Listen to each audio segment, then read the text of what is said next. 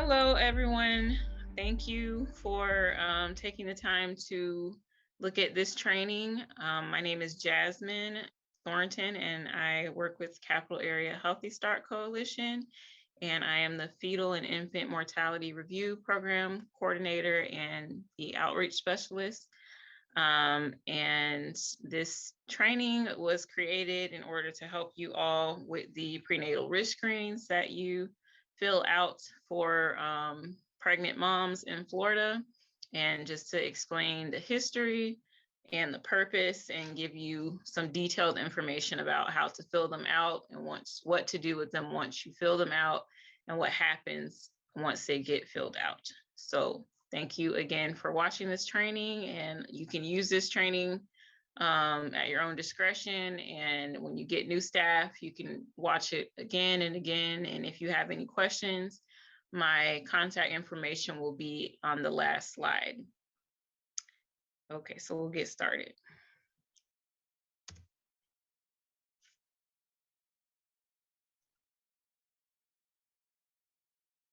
Oh, also, there may be some lag time with this presentation, so bear with me.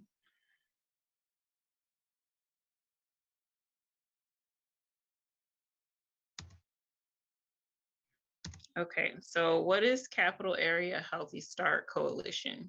Oh, some of you may be familiar, some of you not. So basically, we are a community coalition dedicated to improving the health of infants and their families. Our specific coalition was created in 1992, and at this time, we cover the counties of Leon and Wakulla. And as a whole, we help at-risk mothers receive the care that they need for a healthy pregnancy and a healthy baby. And our programs aim to reach new and expecting mothers, those who may become pregnant in the future, as well as the entire familiar support system that is around them. So we have different programs that are held within our whole coalition and different partners working together with us.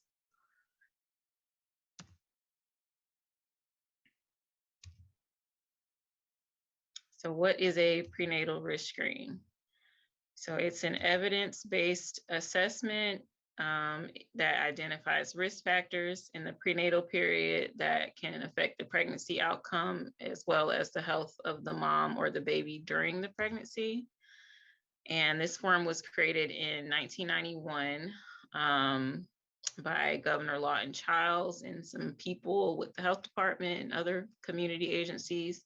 And it was formed in order to address the high infant mortality rate at the time and the number of low birth weights that we were having in Florida at that time. And what makes the prenatal risk screen unique to providers is that the prenatal providers are the only ones who can complete it. And it is a gateway to voluntary services and resources for families.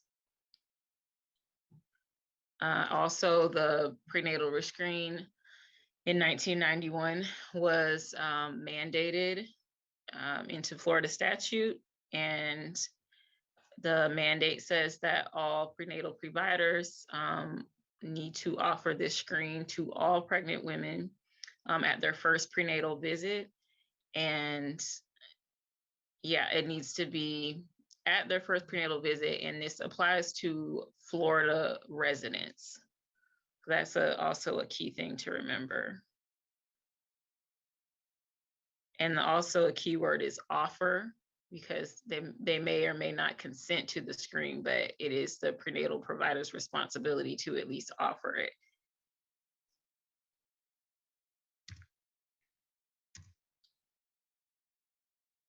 So why is the risk screen important? So like I said, it's mandated by Florida law. It helps you all to address the risks early on that are identified on the form. Again, it's connecting the people who are filling them out. It's connecting them to us and other community resources. And our resources will help with education, parenting support, learning about the health of the baby and the mom. And if in certain cases, if there's bereavement help needed, we can connect people with those type of resources as well. And historically, this form has been predictive of preterm birth and low birth weight. So this information was taken from the Department of Health, which I mentioned earlier. They helped come up with the form. So 48% of the women who had an adverse birth outcome had a positive screen of 6 or more, meaning that the risk factors that they scored in for was a score of 6 or more. And then these positive scores are 70% more likely to experience preterm birth or to have a low birth weight. And as you know, that can complicate the birth of the child and just the life of the child being born premature. Because in our area, most of the deaths that we see are from babies that were born premature.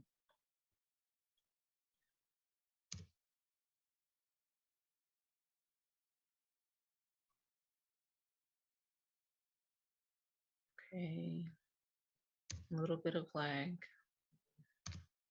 Okay, so what else happens with the prenatal risk screen? So I'm Jasmine again. I go to all of the prenatal providers every week, and I collect the screens. Some people send theirs to me digitally because there's a digital version of the screen. And once I get all of them and look through to make sure there's any errors or anything, then I send them to the health department. The health department gives each office blank screens every so often. So that's who you would contact if you ever run out of screens. And they also, after, like I said, I take them to the health department. So the health department is the one who is processing the screens and entering them into the system in order for them to be referred electronically to the appropriate services. And then as I mentioned earlier, I'm the FEMUR program coordinator. So I also look at the prenatal screens once the mom has given birth to see basically if they were even given a screen. I have to request medical records when there's a specific fetal or infant death that we're reviewing. And the screen can tell me about, to some degree, the quality of care that they received, and tells me about their preconception health status, which is very important in determining the health of the pregnancy and then the outcome of the pregnancy.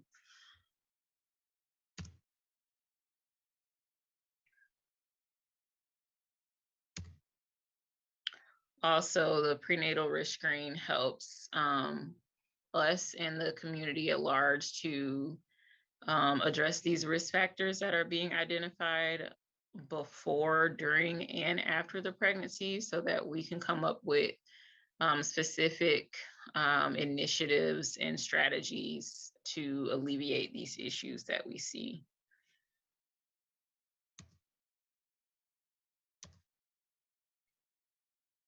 So what is your responsibility as a provider? These are in order, a few things. So like I mentioned earlier, offering the screen to all pregnant women at their first prenatal visit, and that is regarding Florida residents, because if the person lives in Georgia or any other state, they would have to get services in that state. So if they don't have a Florida address, we wouldn't be able to offer them these specific services. So you're offering the screen, you're explaining the screen as it's being offered, and encouraging the patient to complete their appropriate portions. Even if they do not consent to be screened, there's still portions that the patient needs to fill out, and there's still portions that you also need to fill out as a provider. And it's also good to explain what the patient is filling out and even giving them a copy so they can know what they're agreeing to and know if someone's going to be contacting them. And also looking at the various risk factors that are being identified. It's a good idea to talk to them about those risk factors, whether it be a medical condition, a mental illness, them not having adequate child care, them having issues paying bills, anything that's on the form that might be identified. That's something you can take the time to talk to them about or explain to them about the Connect program, which is how they would get referred into program services. And so in order to get referred, you must check the referred box, and the patient must also consent by signing and initialing next to the yes. And then lastly, you work with us at Capital Area Healthy Start to make sure all of the screens are completed in a timely manner and completed before they're being given to me and before I'm able to give them to the health department. And that's just to assure that the patients can get services as soon as possible. So here's an example of a screen and how you complete it. So I have highlighted the patient portion and the provider portion. The patient portion is in green, the provider portion is pink, and it's showing that basically the top large part of the form is for the patient to fill out. And the bottom part is the provider only. And just these elements that you see are on every single form, regardless of consent or not. There needs to be, the patient always has to fill out the patient information box, and the provider always has to fill out a portion of the provider box. And there always needs to be a signature from both the patient and the provider. And then this little caveat at the bottom, when you have a blank screen, on the back of it, there are detailed instructions for how to complete it. If you ever get confused or don't know what to do, you can always look on the back of the form.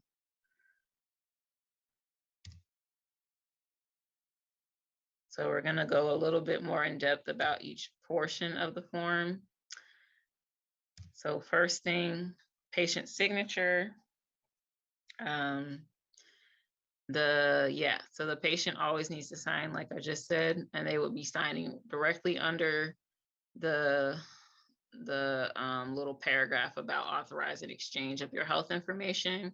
And it's just what it says. It's consenting to being contacted. You're not consenting to actually having the services. You're just consenting to have a conversation about services.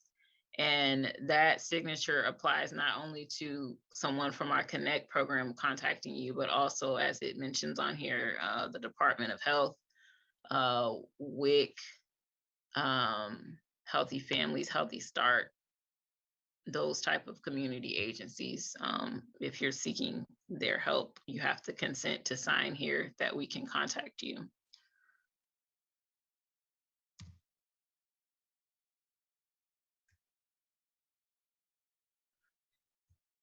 Okay, and the next thing, in addition to the signature, there's a place to initial directly underneath that. And so if you, like I just said, if the patient initials next to the yes, that means that we're going to contact them. The initial next to the no, we are not allowed to contact them or see this information. So the screen would be given to the health department, they would upload it, but the information would not be shared with anyone.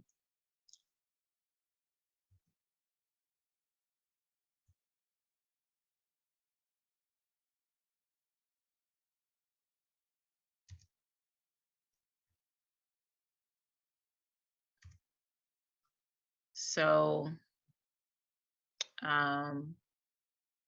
like I mentioned earlier, the provider signature is always needed. And the provider signature goes in the provider only box. And the provider's responsibility to add up the total score and put it in the bottom if the person has consented to the screen. Is not at my discretion to add up the score because I'm not a medically authorized professional for this form. So strongly encourage you all or in your staff to fill out the score yourself and to refer if necessary. And you can refer somebody if they get a score less than a 6, if they're interested. So these services are open to all, but especially those with the 6 or higher, it's a good idea to refer them and to, again, explain to them why someone will be contacting them and what would be happening with that.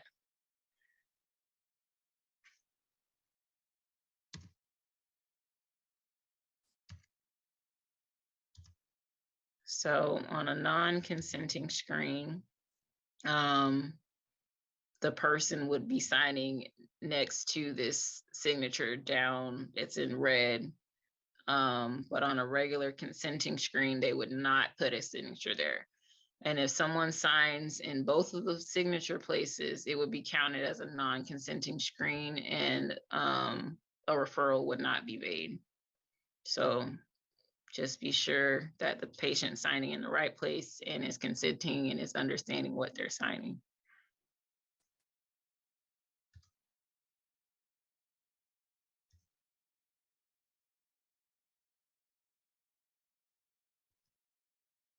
So again, this is just kind of putting it all together and reiterating. The patient is signing or figuring out the first 1 through 16. They're always going to fill out the patient box with their information in it, just so we can identify them and know what county to send the screen to. And then the provider also needs to put their information,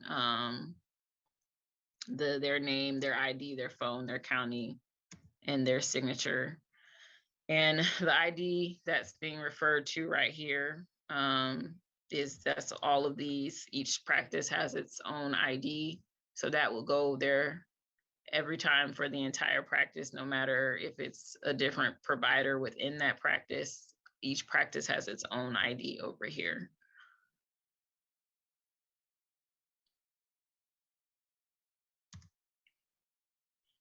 Okay, so this is an example of a completed consenting screen. Again, that's all the things that need to be present on that screen in order for it to be processed correctly. So again, this green portion for the patient, 1 through 16, and the box, their signature, their date, the initial, no signature by the asterisk, the provider, entire box, including the score, the referral, and their signature. And this is a completed non-consenting screen. Top portion left blank, the patient box would be filled out all the way. They would only sign next to that asterisk, They would only sign next to that asterisk, and then the provider would only need to put their information here, their name, ID, phone, county, and their signature. And there's no referral needed because the person didn't consent to referral.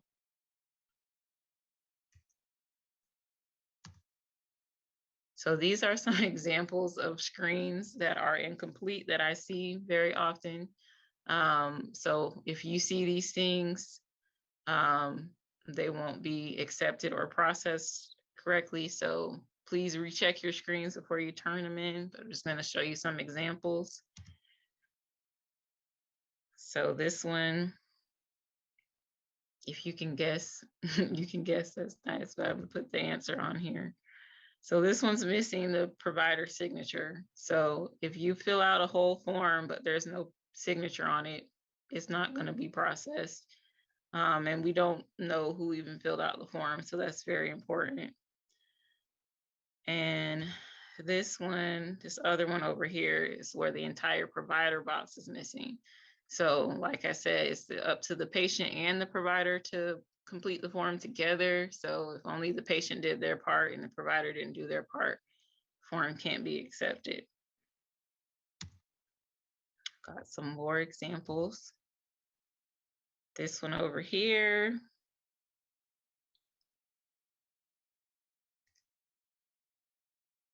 So this is one I see common. The patient did not consent to being contacted, but the provider still said that they referred the patient, which is not true. If this initial is not by the yes, that means the patient did not consent to being contacted. So even though this check is down here, when the health department processes this form, it won't, their information will not be shared with us.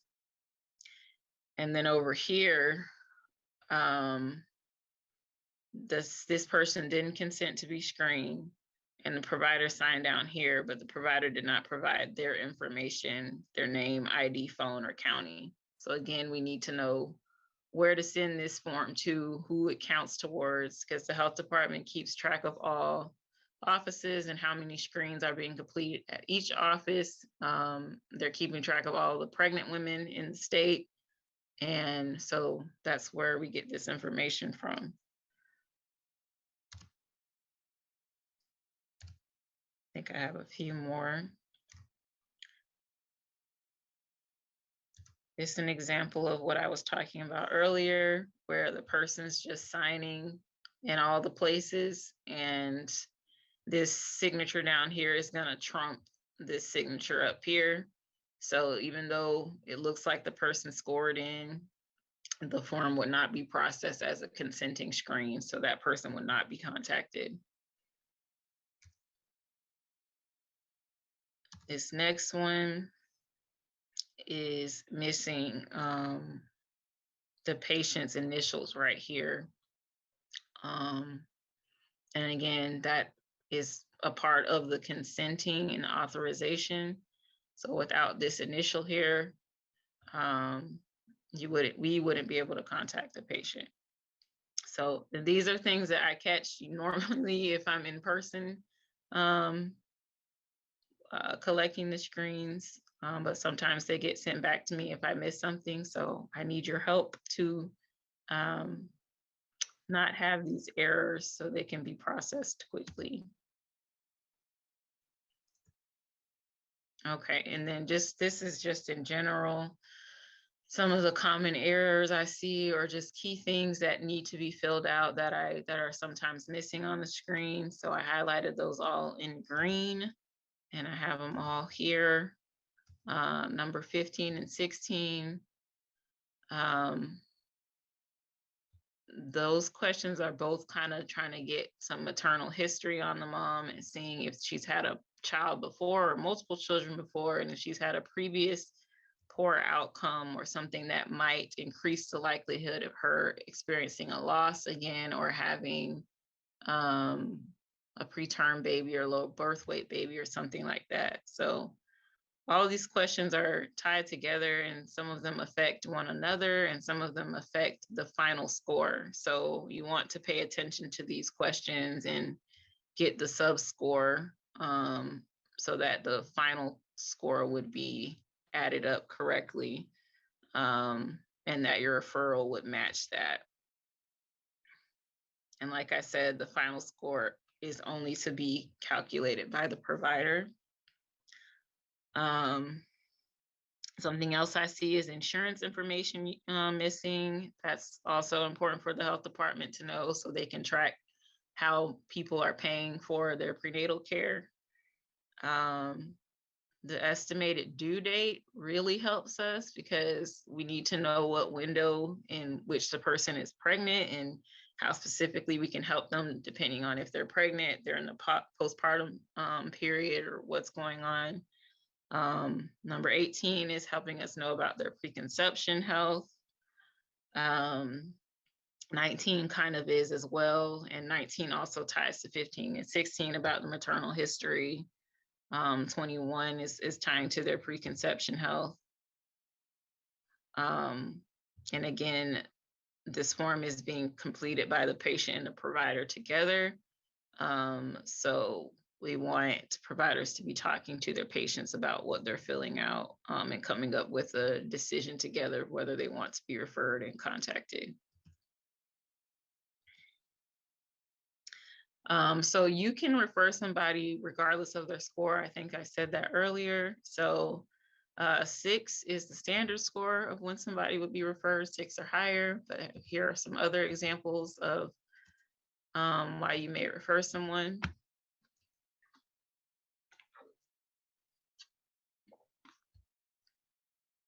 So basically, if it's a first-time mom, teenage mom, any of these things listed here, someone who you see doesn't have a lot of support,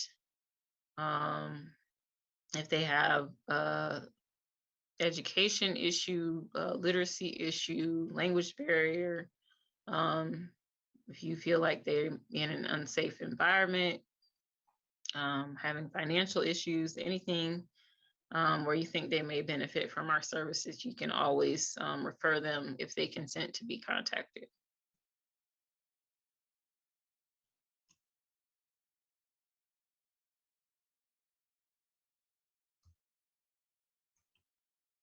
Okay, so after the screen is completed, you want to keep a copy for yourself, put in your medical records, give a copy to the patient, give a copy to Capital Area Healthy Start or me, and I would give that to the health department. And then, like I said, the health department sends the referrals, the ones that have been referred or have a score of 6 or higher or consented to being contacted. They would be referred to our Connect program for assessment. And the forms, the physical copy ones, they already have the different colors for you to follow this process. So the pink copies for the provider, green copies for the patient, and the white and yellow go to the health department.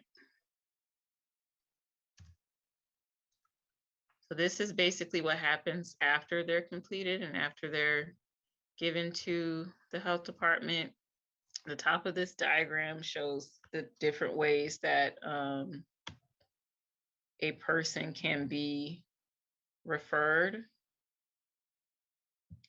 So it's either self-referral or they contact us themselves, the risk screens, which there's a prenatal risk screen, which you all are dealing with. There's also an infant risk screen, which is filled out by the birth clerks.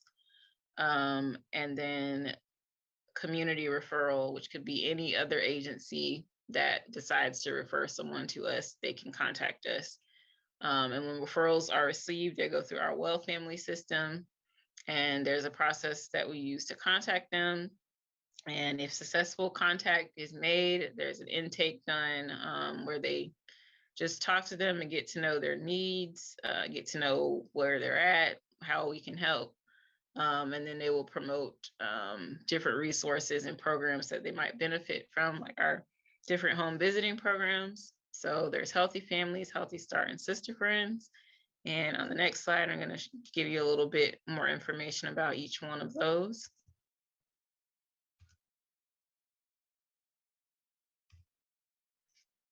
So Healthy Families is in multiple counties, but it's similar to Healthy Start, except they focus on a few different things. And they also offer services for families with children up to age 5. Healthy Start is a little bit different in that we offer services to people with children from 0 to age 3. But they're both home visiting programs where they would be assigned a specific person to be an extra source of support.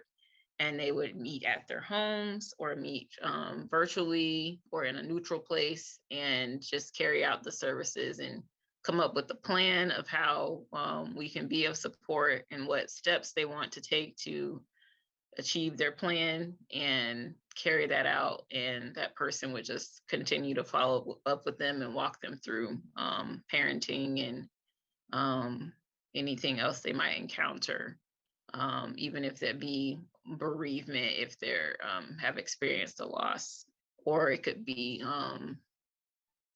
if they're in between babies and they're planning to have another baby, just helping them learn how to heal from the baby they had and how to prepare to give birth again.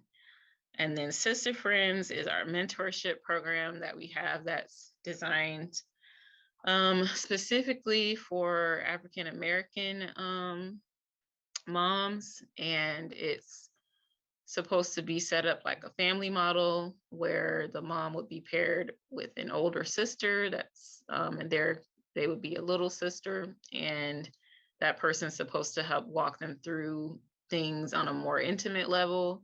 And all of these services are voluntary and confidential. And that program is they walk the mom through the prenatal period, the postpartum period, and up until the child is 1 years old. And if you need any information about any of these programs, we have lots of educational materials on them. And like I said, my contact information will be at the end of the presentation.